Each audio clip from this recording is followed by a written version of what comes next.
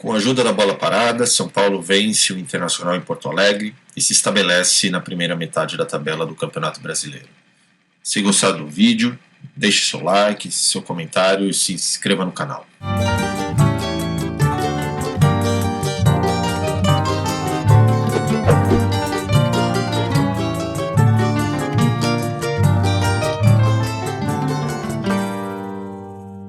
Bom, na noite de ontem, São Paulo venceu o Internacional em Porto Alegre por 2-1, gols de Arboleda e Bobadilla pelo lado do São Paulo e gol de Bruno Tabata de pênalti para o Internacional. Eu acho que o São Paulo aproveitou bem a chance de buscar os 3 pontos fora de casa, já que o Inter estava claramente mobilizado para o jogo de volta da Copa do Brasil, né, contra o Fluminense, após derrota por 2-1 no jogo de ida em casa no Beira-Rio. Mesmo a torcida colorada compareceu em baixo número, foram um pouco mais de 11 mil torcedores presentes, um número bem baixo, né, de torcedores para um jogo importante para o Inter, que vinha bem, né, no Campeonato Brasileiro, vinha uma boa retomada após a parada, de forma muito parecida com a do São Paulo, inclusive. Mas justamente por conta dessa mobilização e priorização da Copa do Brasil, o Inter entrou com um time misto, fundamentalmente, e também com um time, em termos de sistema tático, espelhado, com linha de 5 atrás, geralmente marcando com uma outra linha de 3 à frente e os dois atacantes. Se por um lado a gente já sabe, já é sabido que esse espelhamento costuma dificultar os times que jogam no 3-5-2, como o São Paulo, que é o esquema padrão do São Paulo, do Crespo, é o 3-5-2. Isso dificulta e vem dificultando, se a gente reparar, em certos momentos, já em alguns momentos do jogo contra o Fluminense, que também tentou fazer isso no primeiro tempo, também contra o Atlético Paranaense, e agora contra o Inter. Acho que o São Paulo, menos contra o Fluminense, mais nesses últimos 2 jogos, teve alguma dificuldade para fazer aquele jogo mais associativo, de troca de passes e de construção, até pelo meio, por vezes. Eu acho que isso já é sinal um pouco da leitura que os adversários têm feito do São Paulo. Só que isso também eu acho que gera uma complicação para o adversário, quando ele resolve espelhar o time. Porque muitas vezes não é o esquema de preferência utilizado pelo adversário no decorrer da temporada. E por exemplo, o caso do Internacional. O Atlético Paranaense até se utiliza do esquema com 3 zagueiros de vez em quando na Série B. Mas o Internacional geralmente joga no 4-2-3-1. Então foi uma adaptação tática pensada especificamente para o duelo contra o São Paulo. E de fato, né, como já mencionei, o posicionamento do Inter, com duelos bem definidos entre os jogadores e a marcação encaixada, principalmente no meio de campo, dificultou o fluxo de jogo do São Paulo.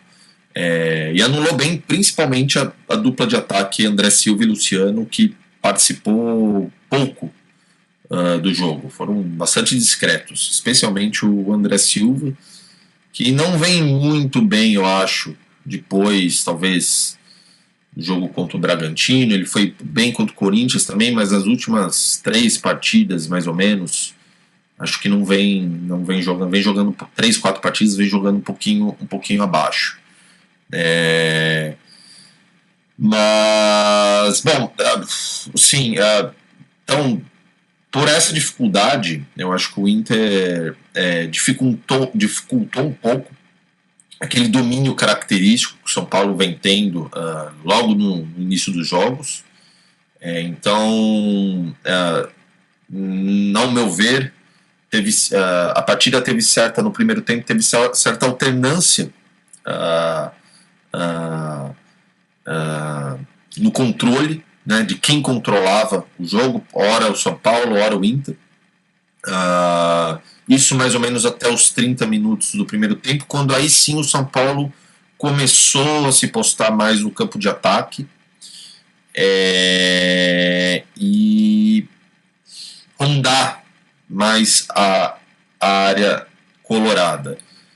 Só que é importante dizer que mesmo nos momentos de certo domínio, de posse por parte do São Paulo, ao contrário das partidas anteriores, o time não conseguia arrematar gol. Tanto é que a primeira finalização veio apenas aos 43 minutos, e é justamente a bela cabeçada do Arboleda que abriu o placar. Então, essa foi a primeira finalização do São Paulo na partida, o que demonstra a dificuldade que teve em chegar à área defendida ao gol defendido pelo bom goleiro Rocher do Internacional. Mas aí vem um outro ponto. Não obstante essas dificuldades que o time vem enfrentado, e repito, não foi só nessa partida, já foi um pouco contra o Fluminense e já foi contra o Atlético Paranaense, o time vem encontrando soluções nesse momento que os adversários vêm conhecendo mais a forma da equipe jogar e vêm encontrando soluções para anular certos pontos fortes da equipe do Crespo. Então, por exemplo, contra o Fluminense, a bola parada já foi importante. Se a gente se lembrar, o gol do Arboleda, que abriu o placar, saiu de um cruzamento, do rebote. Na verdade, saiu de um cruzamento gerado por um rebote de um escanteio, de uma segunda bola, uma retomada de bola após um escanteio.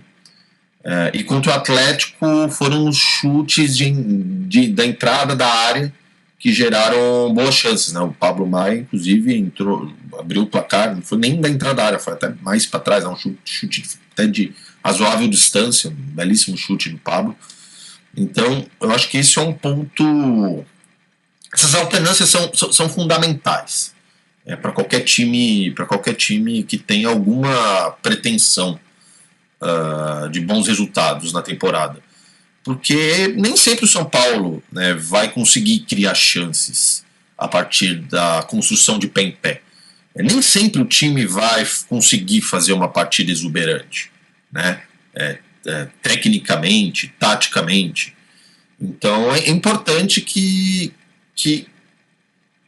a equipe tenha soluções para quando os jogos estiverem difíceis, estiverem complicados.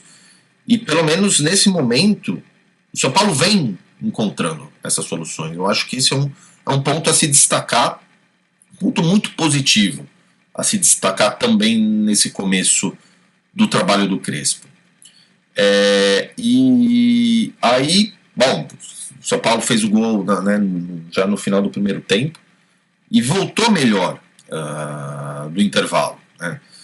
O Inter, na verdade, parecia um time um pouco nervoso.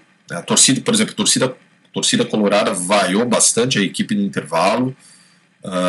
E apesar da campanha de recuperação, que eu já mencionei, que o Inter vem fazendo no Campeonato Brasileiro após a parada do Mundial, parece que a derrota para o Fluminense voltou a tumultuar um pouco o ambiente lá pelos lados do Beira-Rio. Isso acho que se manifestou um pouco no comportamento dos jogadores e até do técnico Roger Machado. Eu vou comentar um pouquinho sobre isso daqui a pouquinho. Mas assim, seja como for, o São Paulo conseguiu impor mais seu jogo nesse início do segundo tempo, Ainda que, é preciso dizer, ainda que a melhor chance tenha sido do Internacional, com o ala direito Alan Benítez, que fez uma partida, né, apesar de ter perdido essa excelente chance de empatar, eu acho que fez uma partida interessante, jogador interessante aí da ala direita, cairia bem, me parece, no São Paulo, pelo que eu vi, mas ele, né, saiu cara a cara com o Rafael, que fez uma grande defesa. E assim, a gente precisa dizer que o Rafael vem fazendo uma temporada muito boa, com defesas importantes em momentos cruciais dos jogos. Sei que uma parte da torcida, eu não me incluo nela, devo dizer, uma parte da torcida vinha criticando, principalmente no ano passado, o Rafael, que de fato, reconheço, fez uma temporada abaixo, em 2024 daquilo que tinha feito em 2023, mas para mim ele agora nesse ano recuperou completamente o seu nível e ainda que tenha, né, pontualmente talvez, né, deixado de impedir um ou outro gol que talvez fosse defensável, eu acho que de modo geral o goleiro São Paulino vem fazendo uma temporada muito boa, ajudando o time em momentos delicados de certos jogos. Acho que é importante não se esquecer disso, porque eventualmente uma falha, algum erro pode ocorrer, mas é preciso sempre se lembrar daquilo de bom que vem sendo feito, e o Rafael tem trabalhado muito bem nesse ano, no meu entender. Mas de qualquer maneira, o Inter teve essa chance, perdeu, né, o gol cara a cara, mas o São Paulo aproveitou, né, como eu disse, já vinha tendo fazendo um bom jogo, com boas até tramas melhores de passe do que vinha conseguindo no primeiro tempo, e acabou fazendo o segundo gol aos 31 minutos, num belo chute do Bobadilla de dentro da área, tirando bem do goleiro. Tinha também bastante gente na frente dele, né? Chute colocado, muita precisão, muita categoria. E destaquemos mais uma vez após uma jogada de escanteio. Então, mais uma vez, a bola parada sendo crucial para o São Paulo encontrar uma oportunidade aí convertida de gol, num jogo que não vinha sendo simples, né? Repito, São Paulo, apesar de certo domínio em vários momentos da partida, não vinha conseguindo incomodar o goleiro do Internacional a partir de jogadas bem trabalhadas, de construções pelo meio, né, trocas de passes rápidas. Na verdade, o Internacional conseguiu, né, como eu disse, anular bem esse tipo de jogada do São Paulo.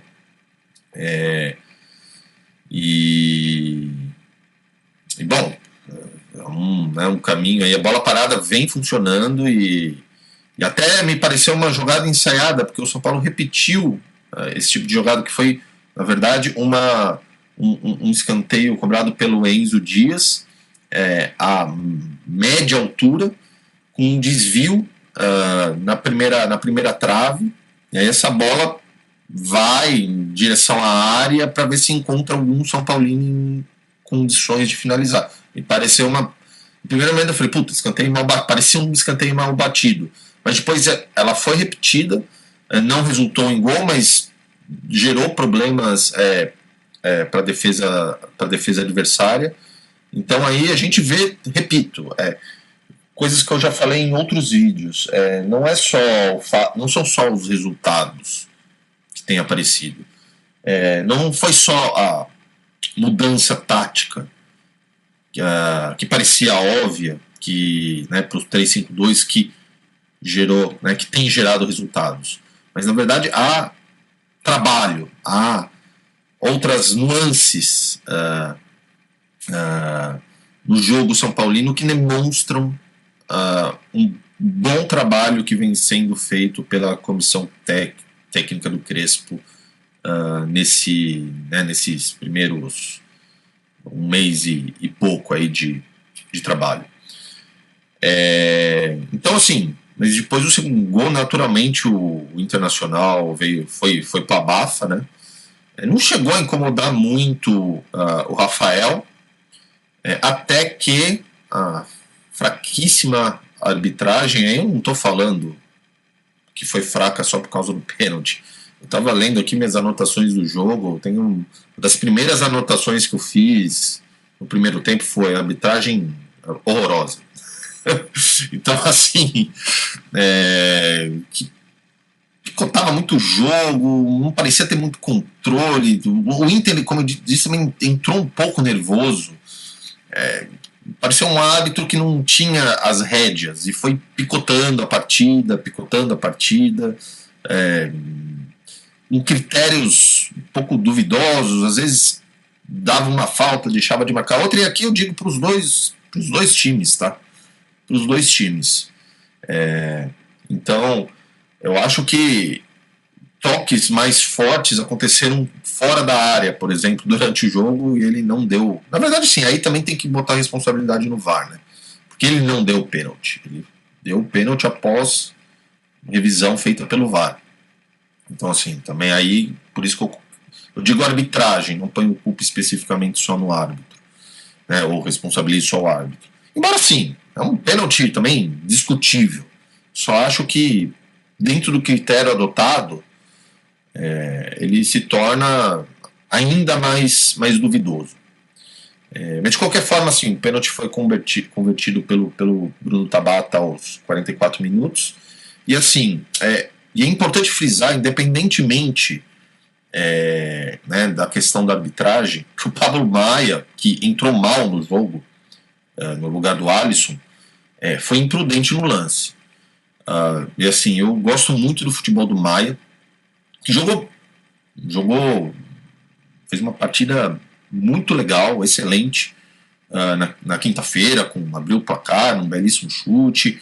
Eu até acho que destaquei o Pablo Maia no meu vídeo sobre o jogo anterior, dizendo que ele não apenas fez uma boa partida defensivamente, e além do gol, ajudou na construção das jogadas ofensivas de forma muito parecida como o Bobadilla faz, né? Mas assim, eu pessoalmente não gosto muito, ou não tenho gostado muito de quando ele entra durante as partidas. Assim, para mim parece que ele demora a entrar no ritmo do jogo e acaba comprometendo. Então talvez o Pablo não seja a melhor opção para entrar no jogo. Talvez até o Luan entre mais ligado prefiro o futebol do Pablo, que fique claro, assim, né? Mas acho que talvez para entrada, se é preciso colocar um volante, se a comissão decide por colocar um volante durante a partida, naqueles últimos 15, 20 minutos do segundo tempo, talvez o Luan seja uma opção mais interessante. Acho que entra mais ligado no jogo. E ainda antes do apito final, né, no finzinho, houve uma confusão, o que me pareceu entre o Cédric e o Roger Machado. O Roger parece ter dado uma espécie de empurrão na cabeça do Cédric, que estava enrolando para cobrar um lateral, né? E assim, cara, isso assim, é algo bem tosco, né? Assim, o técnico agredir, não foi uma agressão, não foi um soco. Para ser agressão você não precisa dar uma porrada, tirar sangue da boca, do nariz de alguém, né? Assim, acho que qualquer contato físico mais inadequado, assim, a gente pode entender como uma espécie de agressão. E eu acho que é o que o Roger Machado fez em relação ao Cédric.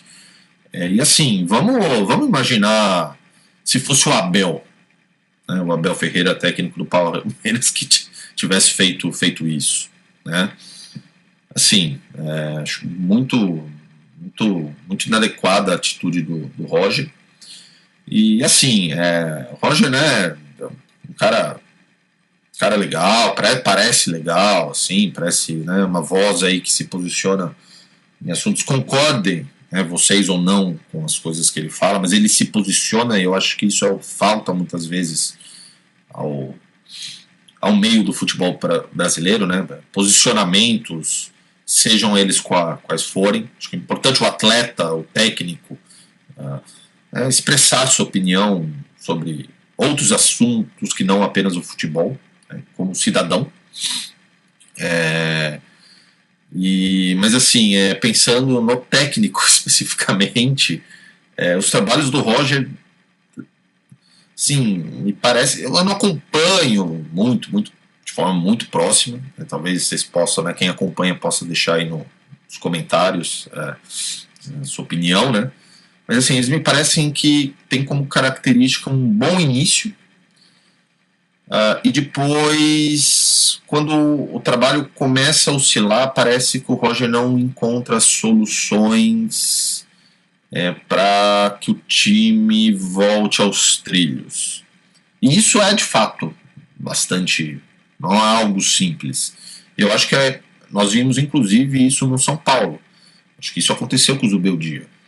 Eu entendo o trabalho do Zubeldia como um trabalho bom no ano passado. Acho que fez um bom trabalho, um campeonato brasileiro bom. Eu acho que fez um trabalho bom nas Copas também, não ótimo, acho que teve alguns detalhes nos jogos das eliminações, né, nos confrontos, não no segundo confronto especificamente, mas principalmente no primeiro confronto das eliminações. Né, mas assim, classifico como um bom trabalho.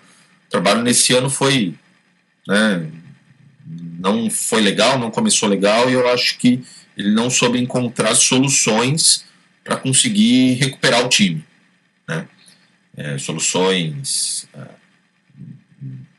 no elenco, principalmente soluções táticas, né? Acho que insistia muito num esquema só.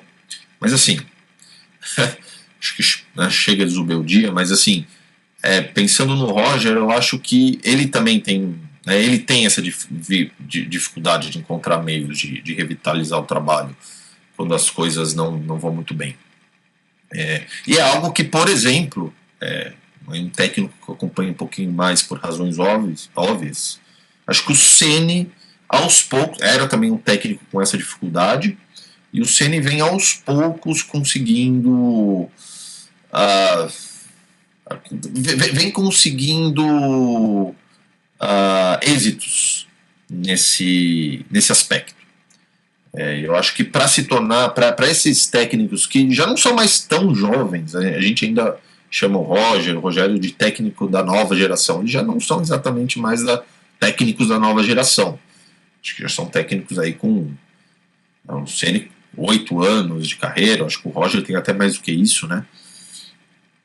Acho que são técnicos já estabelecidos no mercado brasileiro, né? E acho que para eles se tornarem técnicos de primeira prateleira, isso é essencial. Porque todo time oscila, e a gente precisa entender, inclusive o time do Crespo vai oscilar em algum momento, como eu disse.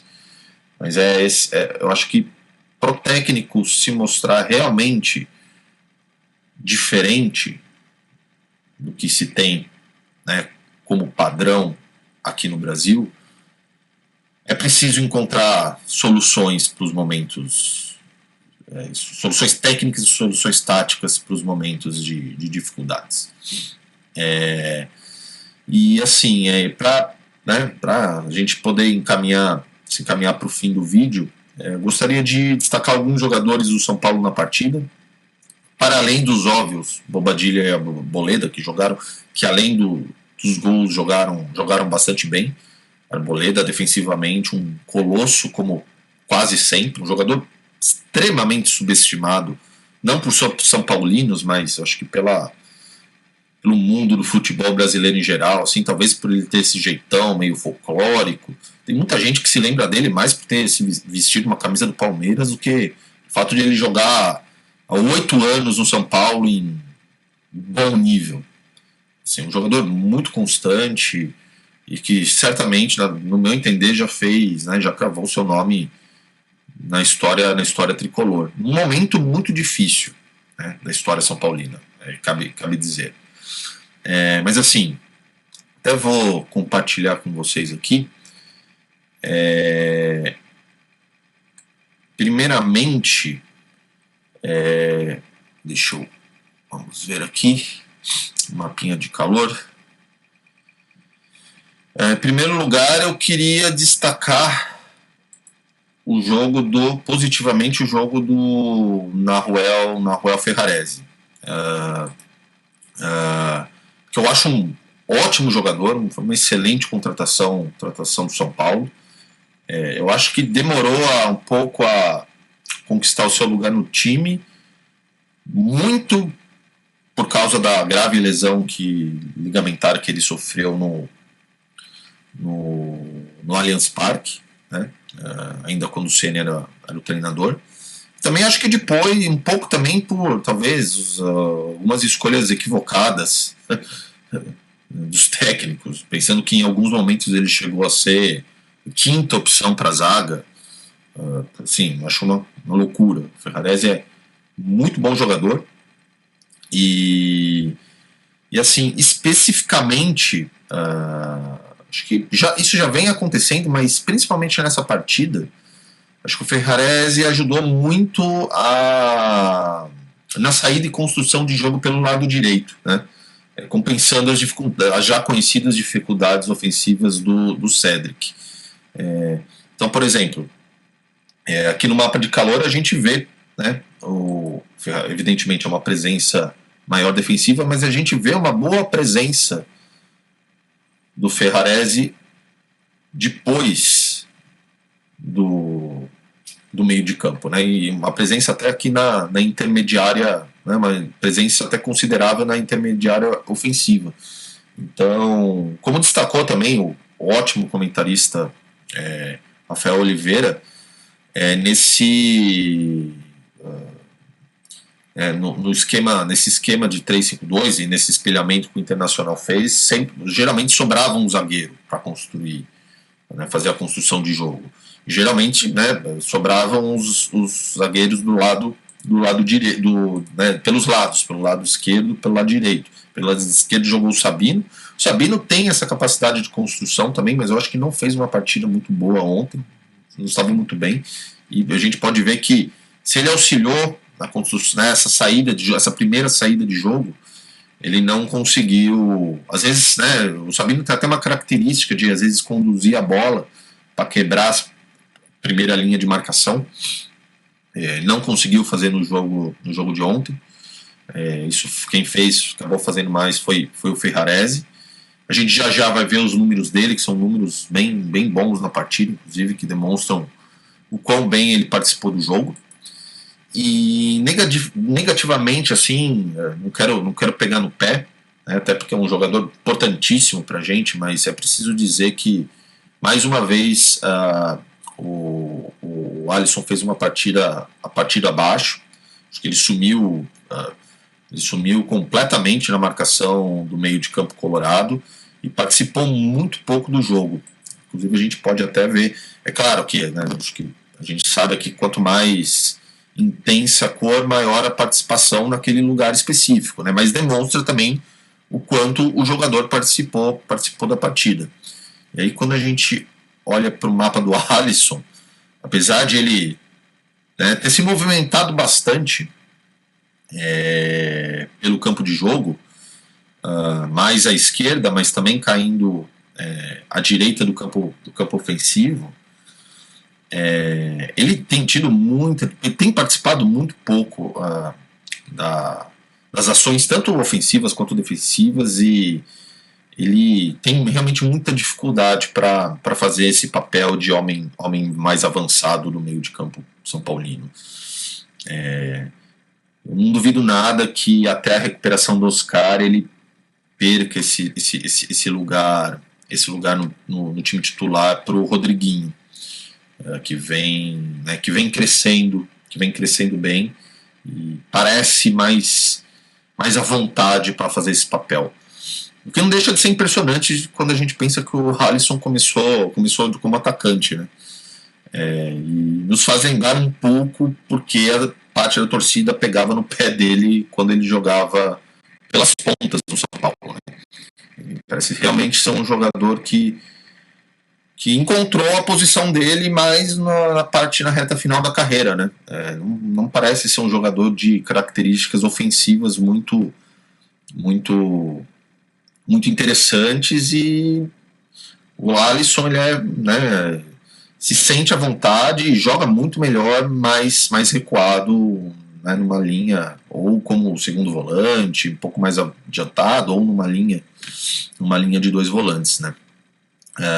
E a gente pode observar, inclusive, tanto... Vamos ver aqui, estatísticas do jogador, aqui. A gente pode observar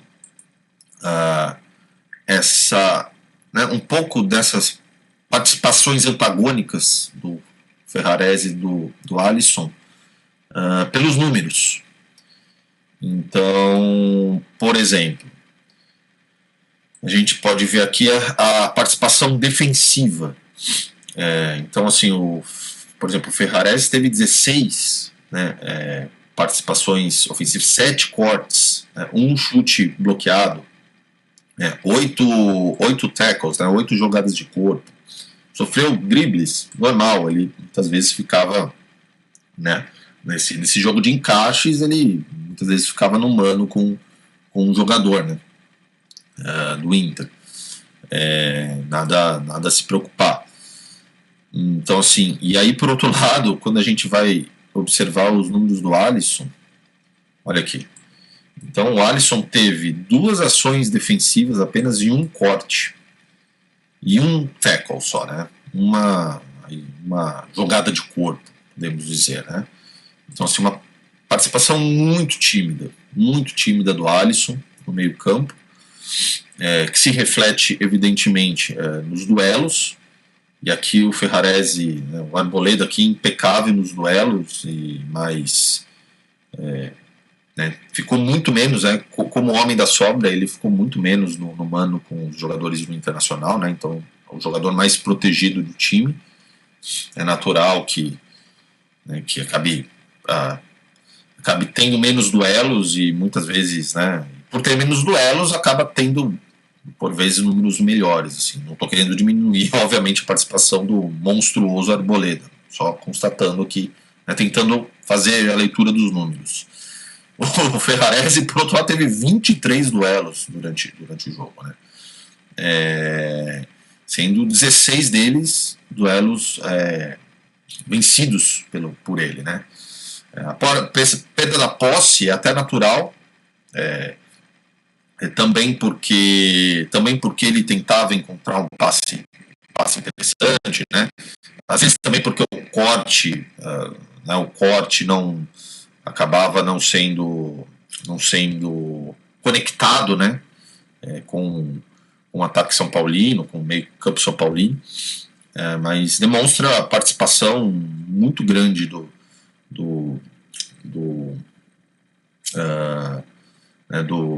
Ferrarese no jogo. E por outro lado, mais uma vez, o Alisson, números muito tímidos, então apenas 7 duelos e só 2 ganhos, né? Acho que um tackle, né, por parte do Alisson. Então, assim, números muito aquém do que ele pode apresentar. E aí, repito, talvez o Alisson não vá conseguir nos próximos jogos render nesse lugar no campo. Já 2 semanas, a quarta partida, tudo bem, ele não jogou contra o Atlético como titular, mas seria pelo menos a 3ª partida fazendo essa função. Ele parece ainda bastante desconfortável. A gente pode ver aqui pelos passes também. Então, assim, o Ferrarese foi o jogador que mais deu passes no São Paulo, tá? 63 passes, uma porcentagem de acerto não tão alta, mas assim como o Enzo também, eu acho que foram os 2 jogadores que faziam a saída pelos lados. Então o Enzo fazia mais a saída pelo lado esquerdo, no lugar do, né, não o Sabino, e o Ferrarese mais pelo lado direito e não o Cédric. Então é natural que numa tentativa, às vezes, de um passe que vai quebrar linhas, por exemplo, o índice de erro seja um pouco maior. Porque, por exemplo, do Arboleda, que não tem tanto essa característica e vai dar um passe mais conservador. Né? E aí, negativamente, mais uma vez, aqui a gente vê a participação do Alisson, participação relativamente baixa, assim como as dos atacantes, como eu havia dito. Então, o Luciano só 21 passes durante o jogo, o André Silva 14, baixíssima participação do André Silva. Mas assim, o Alisson, mais uma vez, com uma participação muito baixa, né? Ações com a bola, que o Ferrarese 89 ações com a bola, né? E o Alisson apenas 36. Quando a gente vê, por exemplo, o Marcos Antônio com 53 ações e o Bobadilha com 56 ações, né? Seus companheiros de meio de campo. Então são números muito tímidos do Alisson, né? Acho que não é, veja, eu não estou querendo pegar no pé de ninguém, tá? O Alisson é um jogador importantíssimo, mas é preciso, né? É preciso fazer a leitura do jogo e é preciso destacar certos aspectos dele, né? Mesmo quando são negativos. E assim, concluindo, eu acho que, né, pensando no São Paulo, independentemente do que acontecer na quarta-feira, classificação ou não contra o Atlético, eu digo desde já que a decisão de poupar no primeiro jogo, no jogo de ida da Copa do Brasil, foi ir com força máxima, né, no Campeonato Brasileiro contra o Inter, foi acertada. Sim, porque eu penso que uma boa campanha nos pontos corridos assim deve ser a prioridade para o São Paulo nesse momento. Porque frequentar a Libertadores todos os anos é o melhor caminho para eventualmente poder conquistá-la pela quarta vez. E o caminho mais seguro, o mais saboroso, é certamente você conseguir ganhar um mata-mata. Imagina, poder ganhar a Libertadores, né? Já nesse ano, que coisa maravilhosa. Ou poder ganhar novamente a Copa do Brasil, né? Que é muito saboroso. Mas a gente precisa entender um momento delicado, político, econômico, né, do clube. Eu acho que nesse momento esperamos, né, que o FIDIC seja um apontamento para a reconstrução, né, do São Paulo enquanto instituição. Mas nesse momento ainda muito delicado, eu acho que é muito importante que o São Paulo faça campanhas sólidas e frequente a Libertadores da América. E, repito, o caminho mais seguro para isso, na forma como eu vejo, é o Campeonato Brasileiro. Além de que a gente precisa... A Libertadores é saborosíssima. É um campeonato muito legal, você poder enfrentar os grandes times da América. Mas hoje o campeonato mais difícil que se tem no continente é o Campeonato Brasileiro. Né? Os times mais fortes da América do Sul estão no Brasil. Então acho que isso também traz um peso maior para o Campeonato Brasileiro que talvez já tenha tido em outras épocas, né? Se comparado com a Copa Libertadores. E assim, eu acho que agora, tendo, né, essa campanha de recuperação sido consolidada, o time já está mais próximo do G6 do que do Z4, né? Então eu diria que se conquistar um bom resultado contra o Vitória no sábado, em jogo no Morumbi, no fechamento do primeiro turno, eu acho que o São Paulo pode começar a almejar outras coisas no Campeonato Brasileiro, se conquistar um bom resultado contra o Vitória, né, que já ficou um pouco atrás da tabela, mas se a gente pensar de uma forma mais pessimista, ainda é um concorrente direto, né? Pensando de forma mais pessimista. Mas pensando de forma mais otimista, vencendo Vitória, eu acho que o São Paulo já pode começar a almejar outras coisas no Campeonato Brasileiro, para além de ficar longe da zona de rebaixamento. Então, por hoje é isso, pessoal. Agradeço pela atenção de todos vocês, espero que tenham gostado do vídeo. Se gostaram, peço que, por favor, deixem um like. E desejo uma ótima semana a todos e nos vemos aí no próximo pós-jogo tricolor. Beleza? Um grande abraço a todos.